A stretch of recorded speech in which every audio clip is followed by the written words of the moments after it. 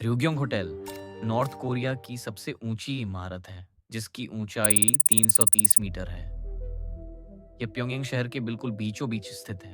यह महानगर भरा पड़ा है बड़े बड़े दिखावटी स्मारकों और इमारतों से, लेकिन यह पिरामिड इन सब पर भारी पड़ता है। सचमुच आप इस इमारत को देख सकते हैं कई किलोमीटर दूर से भी।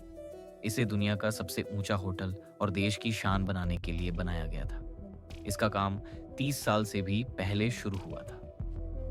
बस कुछ ही सालों बाद इसका बाहरी ढांचा बनकर तैयार हो गया था। इसके बावजूद इस होटल में आज तक एक भी मेहमान नहीं आया है। पूरी इमारत खाली पड़ी है दशकों से, कई सालों से। आखिर क्यों? यह अंदर से कैसा दिखता है और क्या कभी कोई वहां रुक पाएगा?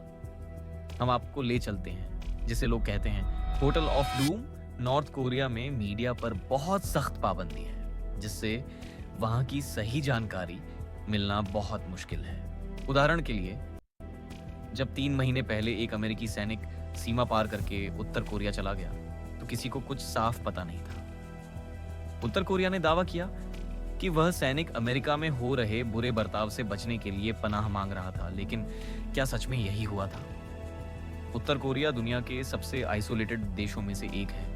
वहां का तानाशाही शासन शायद ही कभी तानाशाही के अंदर के जीवन की असली झलक देखने देता है। लेकिन बाहरी दुनिया को उत्तर कोरिया कैसा दिखता है, यह उस देश के लिए बहुत महत्वपूर्ण है। सरकार ने राजधानी प्योंगयांग में कई शानदार स्मारक बनवाए हैं। शानदार गगनचुंबी इमारतें और प्रभावशाली मूर्तियां यह साबित करने के लिए हैं कि देश कितना आधुनिक, अमीर और स्थिर है। र्योग्योंग होटल को समझने के लिए हमें देश के इतिहास पर एक संक्षिप्त नजर डालें। 1945 तक कोरिया एक जापानी कॉलोनी था। दूसरे विश्व युद्ध में जापान के आत्मसमर्पण के साथ यह सब बदल गया।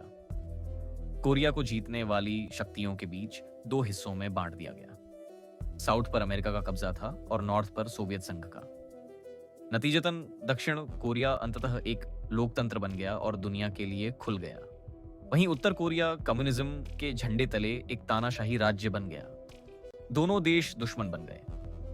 यह संघर्ष 1950 के कोरियाई युद्ध में बदल गया। यह 3 साल तक चला और इसमें 40 लाख से ज्यादा जानें गईं। इस युद्ध ने कोरिया के विभाजन को पक्का कर दिया। तब से 38वीं समानांतर की यह रेखा इस प्रायद्वीप के नागरिकों को अलग करती है। भले ही युद्ध के अंत से युद्ध विराम है, लेकिन अभी भी समय समय पर हिंसक घटनाएं होती रहती हैं। रिश्ते अभी भी ठंडे पड़े हैं। चलिए कुछ दशक आगे चलते हैं। दक्षिण और उत्तर कोरिया अभी भी कट्टर दुश्मन हैं। 1986 में एक दक्षिण कोरियाई कंपनी ने सिंगापुर में एक होटल बनाया। यह उस समय दुनिया का सबसे ऊंचा होटल था।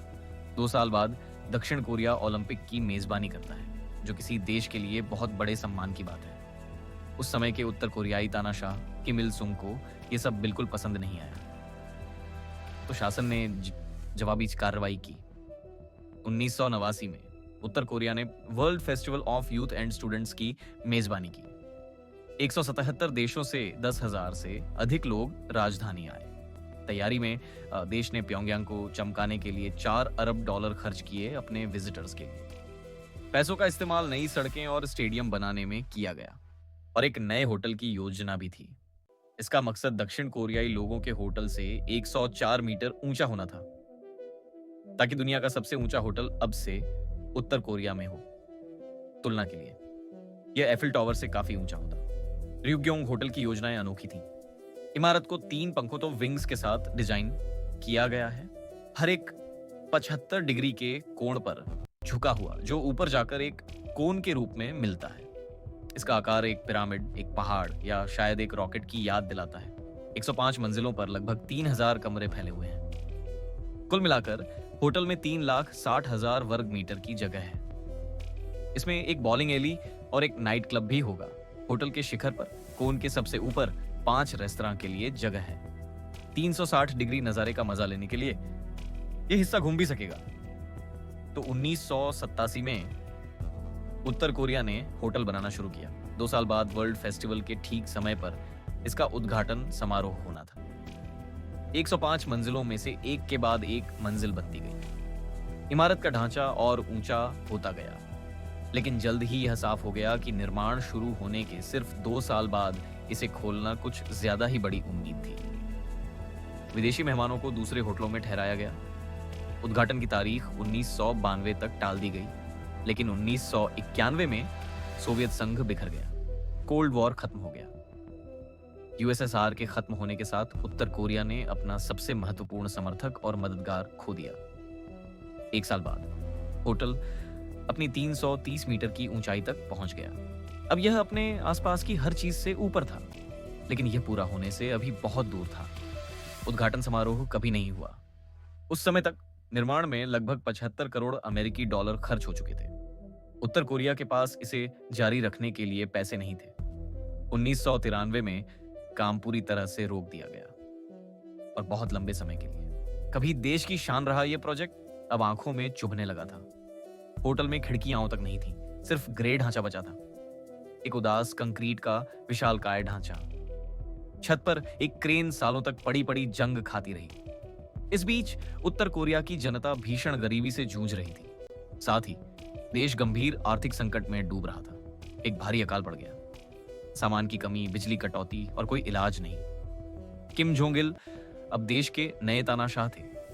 वे बाहरी दुनिया को कोई कमजोरी नहीं दिखाना चाहते थे। कई मामलों में उन्होंने बेहद जरूरी मानवीय सहायता लेने से मना कर दिया, सिर्फ राजनीतिक कारणों से। लगभग उसी समय ryugyong होटल अचानक आधिकारिक तस्वीरों से गायब हो जाता है। शासन प्योंगयांग की तस्वीरों को एडिट करवाता, उन्हें प्रकाशित करने से पहले। उस जगह की दयनीय हालत, जो देश की गिरावट की निशानी थी, उसे मिटा दिया गया। निर्माण रुकने के लगभग 15 साल बाद अचानक चीजें आगे बढ़ने लगी। इजिप्ट की टेलीकॉम कंपनी ओरास्कॉम को अंततः होटल की खिड़कियां और बाहरी हिस्सा पूरा करने का काम सौंपा गया, एक बड़े समझौते के हिस्से के रूप में। 2011 में किम जोंग इल की मृत्यु हो जाती है। उनका बेटा किम जोंग उन सत्ता में आता है। उसी साल होटल का काम पूरा हो जाता है। जर्मन लग्जरी होटल समूह कैंपिंस्की घोषणा करता है कि वह एक 150 होटल के कमरे बनाएगा इमारत के ऊपरी हिस्से में। इस प्रतिष्ठित इमारत के उद्घाटन का, जिसका लंबे समय से इंतजार था, वह आखिरकार पहुंच में था, लेकिन यह सब बेकार गया। 2013 में कैंपिंस्की ने प्रोजेक्ट रद्द कर दिया, बढ़े हुए राजनीतिक तनाव के कारण उत्तर कोरिया और पश्चिमी देशों के बीच। आज तक यह होटल कभी नहीं खुला। किसी को भी इमारत में घुसने की इजाजत नहीं है। अनगिनत नियोजित कमरों में एक भी मेहमान कभी नहीं रुका। अब इसका उपनाम है होटल ऑफ डूम।